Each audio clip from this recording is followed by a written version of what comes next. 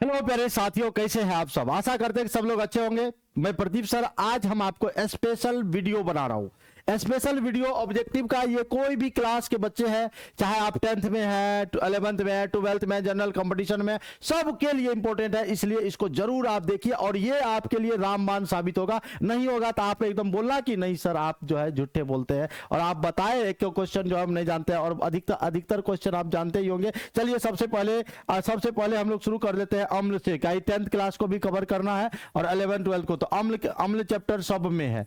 अम्ल से आपका क्या क्या ऑब्जेक्टिव क्वेश्चन आ सकता है। तो अम्ल क्या होता है, तो जल में घुलकर हाइड्रोजन आयन देता है। याद रखिएगा, जल में घुलकर क्या देता है, हाइड्रोजन आयन देता है। दूसरी बात, ये जो स्वाद में क्या होता है, तो ये स्वाद में होता है खट्टा। पूछेगा अम्ल स्वाद में कैसन होता है, खट्टा होता है, यानी सौर होता है, यानी खट्टा होता है। उसके बाद अम्ल जो है ये नीले लिटमस पत्र को, ध्यान दीजिएगा, ये नीले लिटमस पत्र को लाल कर देता है। नीला को क्या कर देता है भैया, लाल कर देता है। इसलिए इसको लाल कलम से लिखिएगा। बताइए अम्ल के बारे में। उसके बाद अम्ल का जो है पीएच मान, ध्यान दीजिएगा, अम्ल का पीएच मान। अगर यहां से कोई पूछेगा कि ये जो पीएच है, ये जो पीएच है, आखिर पीएच होता क्या है, तो पीएच का फुल फॉर्म होता है पोटेंशियल ऑफ हाइड्रोजन, यानी हाइड्रोजन की शक्ति, हाइड्रोजन की शक्ति। तो पीएच मान होता है 7 से कम। और एक बात और याद रखिएगा, ये जो पीएच है, पीएच से पीएच स्केल के बारे में आपको याद रहेगा कि पीएच स्केल होता है एक, है ना। पीएच क्या होता है भैया, एक स्केल होता है, और जिसमें 0 से लेकर 14 तक जो है ना परास होता है, यानी गिनती होता है, नंबरिंग होता है। और पीएच स्केल का खोज जो है 1909 ईस्वी में सोरेनसन नाम के वैज्ञानिक ने किया था। किसने किया था भैया, सोरेनसन नाम के वैज्ञानिक ने किया था। याद रखिएगा इस बात को। तो अम्ल के बारे में इतना ज्यादा क्वेश्चन आपको तो आएगा ही आएगा, 100% आएगा। तो बताओ, जल में घुलकर हाइड्रोजन आयन देगा, अम्ल है। अम्ल स्वाद में कैसा होता है, खट्टा होता है। हाँ, नीले लिटमस पत्र को कैसा करता है, लाल कर देता है। पीएच मान कितना होता है, 7 से कम होता है। कितना होता है, 7 से कम होता है। और पीएच स्केल का खोज किसने किया, सोरेनसन ने किया। कब किया, 1909 ईस्वी में किया है। कहां तक इसमें गिनती होता है, तो 0 से 24 तक गिनती होता है। तो अम्ल के बारे में समझे। अम्ल के बारे में यहां तक में किन्हीं को कोई दिक्कत नहीं ना। चलिए अम्ल के बाद अब आ जाते हैं हम लोग क्षार के बारे में। किसके बारे में, क्षार, यानी क्षार को हम लोग बेस भी कहते हैं इंग्लिश में। अब क्षार देखो भैया, जो क्षार के बारे में जान लेते हैं। तो जल में घुलकर क्या देता है, OH माइनस आयन। और OH माइनस आयन को हम लोग कहते हैं हाइड्रोक्साइड आयन। कौन आयन, हाइड्रोक्साइड आयन। वीडियो में बने रहिए, जाना नहीं है एकदम। हम जान रहे कि आपको जाने का मन कर रहा है, लेकिन पूरा सुन के जाइएगा, पूरा पढ़ के जाइएगा। बहुत सारा ऑब्जेक्टिव, 50 से 100 ऑब्जेक्टिव आपको बन जाएंगे। और देखिएगा एग्जाम में जब भी बेसिक ऑब्जेक्टिव आएगा तो यही सभी आपका क्वेश्चन रहता है। अभी अम्ल, क्षार, लवण पढ़ेंगे, उसके बाद देखिए बहुत सारा चीज पढ़ेंगे, एकदम जुड़े रहिए। और जो जल में घुलकर OH यानी हाइड्रोक्साइड आयन देगा, वो हमारा क्या है, क्षार है। और क्षार जो है याद रखिएगा, स्वाद में होता है कड़वा, बीटर इसका टेस्ट होता है। और उसके बाद जो है ना, ये क्षार जो है ये लाल लिटमस पत्र को कर देता है नीला। हाँ, लाल लिटमस पत्र को क्या कर देता है, नीला। उसके बाद इसका पीएच मान अगर कोई पूछेगा ना, क्षार का पीएच मान क्या होला हो, तो बोलिएगा अरे मर्दे 7 से ज्यादा होला, 7 से अधिक होता है ना, मोर देन 7 होता है, 7 से ज्यादा होता है, 7 से ज्यादा होता है। उसके बाद एगो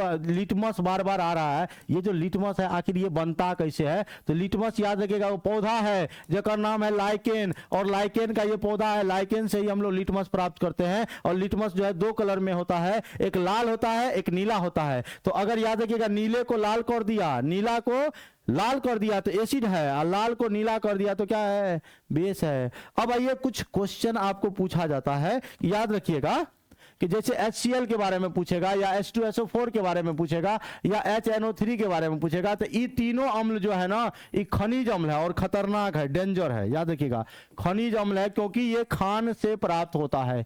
ये कौन अम्ल है भैया, खनिज अम्ल है, क्योंकि ये क्या होता है कि खान से प्राप्त होता है। इसीलिए मिनरल एसिड इसको कहते हैं। माइन से ऑब्टेन्ड एसिड को मिनरल एसिड कहते हैं। जो माइन से, माइंड नहीं रे, माइन माने खान रे, खान एकदम पूरा एकदम। हाँ देखे होंगे ना, कौन भी मूवी, रॉकी भाई, वही मूवी में खान सब जो है खनिजम। ये हमारा है फॉर्मिक एसिड। और ये फॉर्मिक एसिड जो है भैया ध्यान दीजिएगा, फॉर्मिक एसिड जो है, फॉर्मिक अम्ल जो है, लाल चींटी के डंक में या मधुमक्खी के डंक में पाया जाता है। तो पूछेगा कि लाल चींटी के डंक में कौन सा अम्ल पाया जाता है, फॉर्मिक अम्ल। और फॉर्मिक अम्ल का दूसर को नाम दे दिया, बच्चा क्वेश्चन छोड़ के आ गया। क्वेश्चन जोड़ के आराम से आ गया। कल आउट ऑफ सिलेबस क्वेश्चन है, आउट ऑफ सिलेबस। एकर का दूसरा नाम होता है मेथेनोइक एसिड, मेथेनोइक अम्ल, मेथेनोइक एसिड। उसके बाद ये हमारा होता है CH3COOH, इसका नाम है एसिटिक अम्ल। ध्यान दीजिएगा, एसिटिक अम्ल। और भैया ये जो एसिटिक अम्ल है ये सिरका में पाया जाता है। कहाँ पाया जाता है? सिरका में पाया जाता है। अरे अचार नाम सुने, अचार, हाँ, खट्टा फल अचार। उसके बाद कुछ क्वेश्चन और आता है, उसको भी हम आपको बता देते हैं।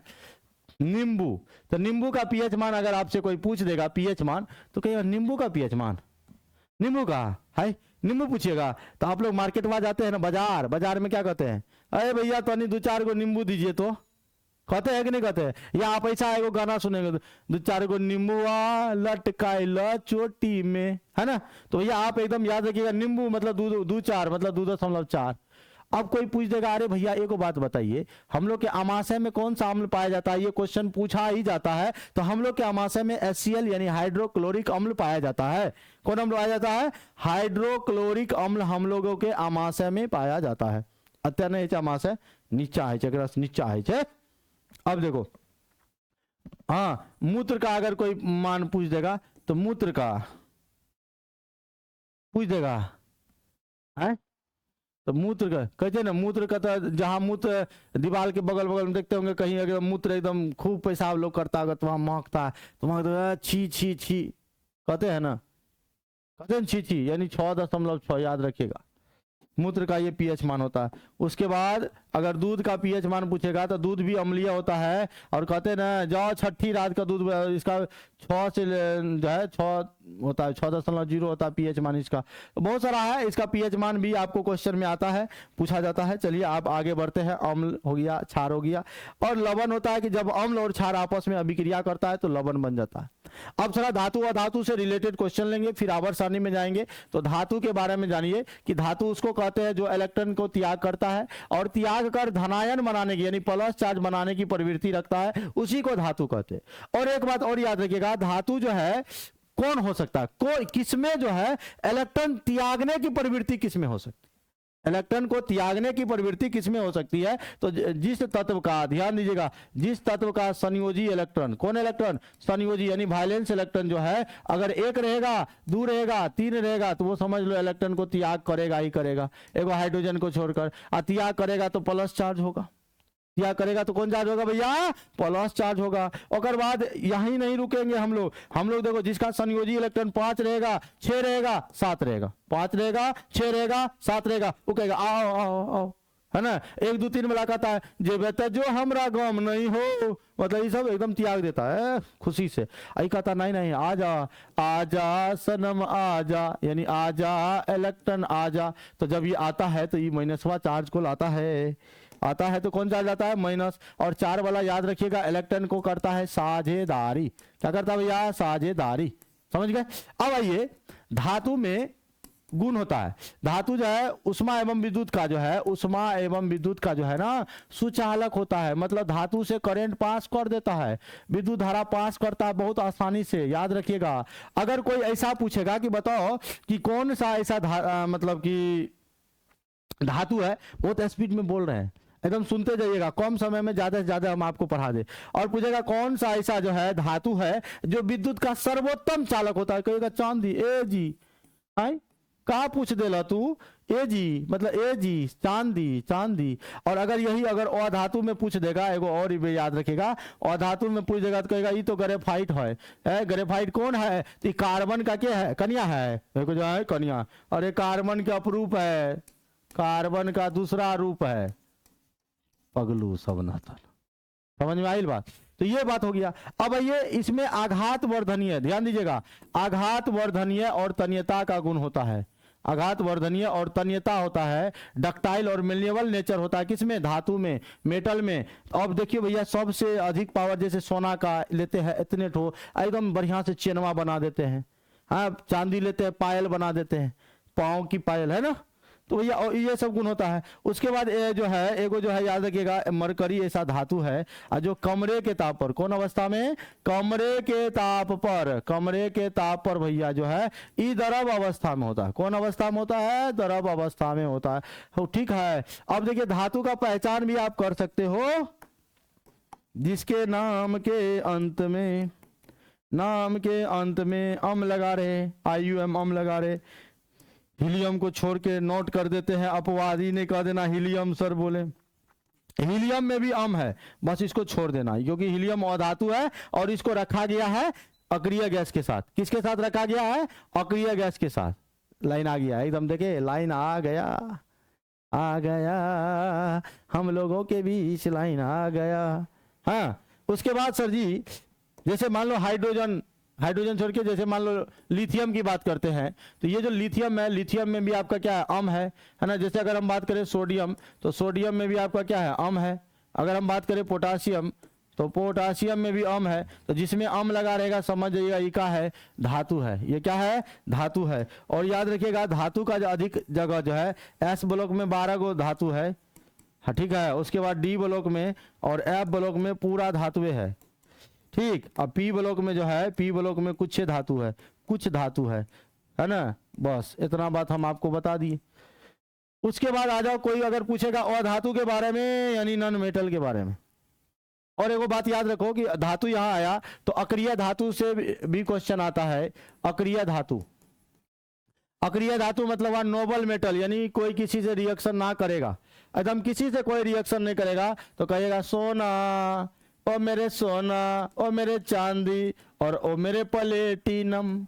सोना, चांदी, प्लेटिनम यानी AU, AG और PT ये अक्रिय होता है। याद रखिएगा ये कैसा होता है भैया? अक्रिय होता है। ये कोई दिक्कत की बात नहीं है। उसके बाद बात करेंगे, उसके बाद एक और बात करेंगे भूपर पर्टी पर। ध्यान दीजिएगा, भूपर पर्टी में जो है सर्वाधिक मात्रा में कौन सा धातु पाया जाता है? तो आप एगो ट्रिकवा बताए थे, ओ शिव आलू फेंकना। ओ से ऑक्सीजन अधातु है, शिव से सिलिकॉन उपधातु है, आलू फेंकना यानी एल्युमिनियम सबसे ज्यादा पाया जाता है। हाँ, उसके बाद लोहा पाया जाता है, उसके बाद कैल्शियम पाया जाता है, उसके बाद सोडियम पाया जाता है, उसके बाद ठीक है। कोई दिक्कत? अब आगे बढ़ते हैं अधातु के बारे में। और अधातु का तो पहचान, अधातु को अगर कोई कहेगा इंग्लिश में क्या कहते हैं, तो कहेंगे नॉन मेटल कहते हैं। और ये जो नॉन मेटल है भैया, तो याद रखिए इसके नाम के अंत में स्व लगा रहे या रॉ लगा रहे या नो लगा रहे। अगर नाम के अंत में स्व लगा रहे, रॉ लगा रहे, नो लगा रहे, शरण, स्व रो नो शरण। जैसे एग्जाम्पल याद रखिएगा, फास्फोरस, फास्फोरस रस स्व है, सल्फर, सल्फर में रो है ना, अधातु है। कार्बन, कार्बन में नो है लास्ट में, तो ये क्या है? अधातु है, अधातु है। और अधातु भैया याद रखिएगा ये उष्मा एवं विद्युत का क्या होता है? कुचालक होता है, इसे करंट पास नहीं करता है। सिर्फ एगो ग्रेफाइट याद रखिएगा जो कार्बन के अपरूप है। किसके है? कार्बन के अपरूप है। ये जो कार्बन है ये अधातु है, और इसके ही दूसरा रूप को क्या कहते हैं हम लोग? ये। उसके बाद कुछ क्वेश्चन आवर्त सारणी से भी आपका आता है। आवर्त सारणी को भी हम जल्दी से देख लेते हैं। और आवर्त सारणी जो देखेंगे, अभी देखेंगे आवर्त सारणी, आधुनिक आवर्त सारणी को पीरियोडिक टेबल इंग्लिश में कहते हैं। कौन टेबल कहते हैं? पीरियोडिक टेबल कहते हैं। और ये जो आवर्त सारणी है, तो अभी जो चल रहा है आधुनिक आवर्त सारणी। कौन चल रहा है भैया? आधुनिक आवर्त सारणी। और ये जो आधुनिक आवर्त सारणी है, इसको दिया था मोसले ने। किसने ने? मोसले ने। और इन्होंने तत्वों को परमाणु द्रव्यमान के आधार, परमाणु संख्या के आधार पे सजाया। और इसके अनुसार अगर कोई वर्ग पूछेगा तो बोल देना वर्ग 18। अब वर्ग माने होता है ग्रुप, ग्रुप कितना? 18। अगर कोई पूछेगा आवर्त कितना यानी पीरियड, पीरियड आवर्त कितना, बोल देना 7। उसके बाद देखो वर्ग का पहचान होता है ऊपर से नीचे, बाएं से दाएं जाओगे तो आवर्त में जाओगे, ऊपर से नीचे जाओगे वर्ग में जाओगे, बाएं से दाएं जाओगे आवर्त में जाओगे। उसके बाद यहाँ देखिएगा कुल तत्वों की संख्या अभी जो आवर्त सारणी में है भैया, वो 118 तत्व है। कुल तत्व अगर कोई आपसे पूछेगा कुल तत्व कितना, तो बोलिएगा 118। इन 118 तत्वों में 94 तत्व ऐसे हैं जो प्रकृति में पाए जाते हैं। किसमें? प्रकृति में पाए जाते हैं, नेचर में पाए जाते हैं। और भैया 24 तत्व जो बचा वो कृत्रिम है। 24 तत्व आपका क्या है भैया? कृत्रिम है। याद रखिएगा 24 तत्व क्या है? कृत्रिम है। कोई दिक्कत? अब आगे बढ़े।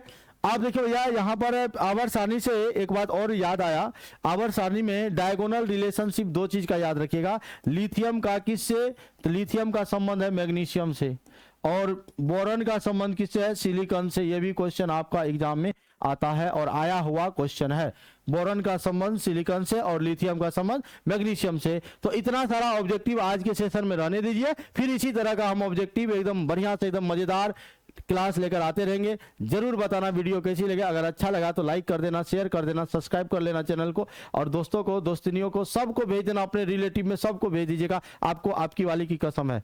धन्यवाद।